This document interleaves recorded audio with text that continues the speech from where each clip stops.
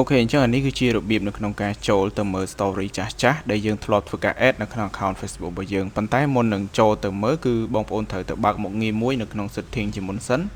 ទើបយើងអាចធ្វើការ add story ក្នុង Facebook ទៅវាជាប់ហើយយើងអាចមើលនៅថ្ងៃក្រោយបានអញ្ចឹងណាបើសិនជាអត់បើកមុខងារមួយហ្នឹងទេគឺយើងអាចមើលនៅពេលក្រោយបានទេបន្ទាប់ពីវាចប់24ម៉ោងអូខេអញ្ចឹងជំហានដំបូងបងប្អូនចូលទៅកាន់ setting របស់ account Facebook យើងដូចធម្មតាអញ្ចឹងមកបាទបន្ទាប់មកបងប្អូន scroll ទៅរកពាក្យថា story បាទរូបសៀវភៅហ្នឹងហើយបងប្អូនចុចចូលទៅក្នុងហ្នឹងទៅហើយបងប្អូននឹងឃើញមុខងារមួយដែលមានឈ្មោះថា archiving your story នៅខាងក្រោមនេះបាទអញ្ចឹង archiving your story ហ្នឹងមានន័យថាជា story ដែលយើងបានadd រួចធម្មតា Facebook គឺបានត្រឹម24ម៉ោងវាបាត់ពីលើ profile ហើយអញ្ចឹងអ្នកផ្សេងគឺអាចឃើញទេប៉ុន្តែយើងអាចឃើញបើសិនជាបងប្អូនបើកមុខងារនឹងមួយនឹងអញ្ចឹងណា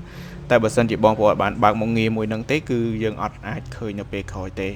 អញ្ចឹងជំហានបន្តដើម្បីមើលបងប្អូនបើកមុខងារនឹងហើយ story កន្លងមកដែលយើងផុសហ្នឹងយើងចូលទៅមើលនៅកន្លែង tray 3ក្នុង profile account Facebook របស់យើងហើយបងប្អូននឹងឃើញពាក្យថា archive អញ្ចឹងនៅបើយើងរាប់ពីលើមកគឺជួរទី3អញ្ចឹងណាបាទចូលតាមដំណាក់កាលដូចវីដេអូមកហើយបងប្អូននឹងឃើញពាក្យថា story archive ហើយបន្ទាប់មកយើងចុចចូលទៅកាន់កន្លែងហ្នឹងហើយនឹងឃើញ story ទាំងអស់ដែលយើងធ្លាប់ add កន្លងមកបាទអញ្ចឹងរាល់ story នីមួយៗឧទាហរណ៍ថាបើសិនជាបងប្អូនចង់ធ្វើការ share នៅ story នឹងឡើងវិញបាទ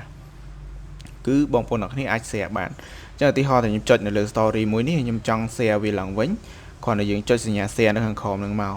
បន្ទាប់មកគឺដូចយើង add story ថ្មីអញ្ចឹងបាទគឺដូចគ្នាយើងអាចដាក់ចម្រៀងសរសេរអក្សរដាក់ sticker ហើយយើងចុច share ទៅ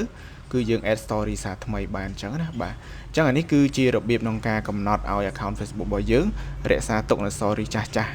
ដែលយើងធ្លាប់ add ពីមុនមកប៉ុន្តែបញ្ជាក់ story ចាស់ៗហ្នឹងគឺមើលឃើញតែយើងម្នាក់ឯងទេអ្នកផ្សេងគឺគេមើលអត់ឃើញទេបាទអញ្ចឹងកុំភ្លេច follow យើងនឹងជួបគ្នានៅវីដេអូក្រោយ